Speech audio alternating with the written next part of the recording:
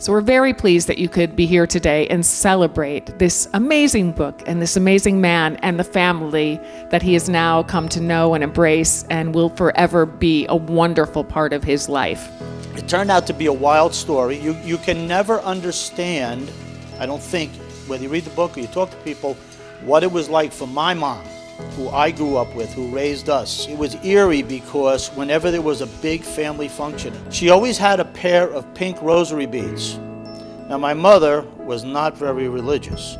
She believed in God. I think God believed in her.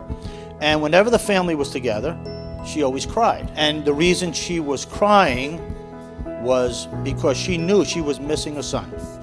And we never knew. And then it made sense because the rosary beads that she always had with her were given to her by the nuns at Misericordia Hospital, where she gave birth to Charlie. Charlie's birth mother carried a burden of regret with her for 38 years. No doubt a day didn't go by that she looked down upon herself and her circumstances, wishing they were somehow different. What did she finally say when she met her adult son? "I'm sorry." Charlie is not only a great guy, someone we love. You can't not love him. If you don't love him, you don't know him. But beyond that, he is brilliant to have eyes open in awe and appreciation of every magical detail that fell into place to reunite him with his family. And then the discipline and love to choose to forever capture the story of his miracle unfolding in his new book. And this book is amazing. I think it's one of those books that really touches you. If you're adopted or not adopted, it doesn't matter. It's the feeling that's inside, the feeling that we can all identify with, and I think it's extremely powerful. And I think I don't know how therapeutic it is for Charlie because I haven't talked to him about it. I have to imagine you do something like this, it's extremely therapeutic, but I have to also imagine that this book is going to help so many other people in the world that can read this book. You know, people who are adoptive children, people who have parents who maybe want to find their adoptive children. You know, I think it's so powerful to have something like that. And I think, Charlie, you have no idea what you're about to do for other people. A lot of adopted children wonder, as Kimberly said, what would my life have been like? Why was I given up? What were the circumstances? Who do I look like? Who do I have tendencies of? What illnesses skip a generation that I might not have, but I should be aware of for my kids? And these are all things that I have thought about.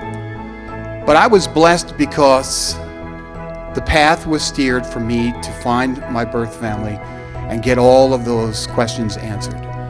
And now I had the comparison of what my life was like and what my life might have been like had I not been given up for adoption. Now, as the book is out, so many of you have been so kind in sending me emails and texts and Facebook messages about how you've read the book, how it's affected you, how quickly you went through it. I thought maybe I should have put a few more pages in there.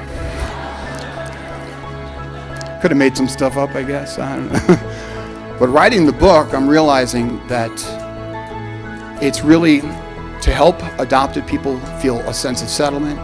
It's for adopted parents to understand a little bit better what their kids go through, what they think, and to convey to you the power of the miracle.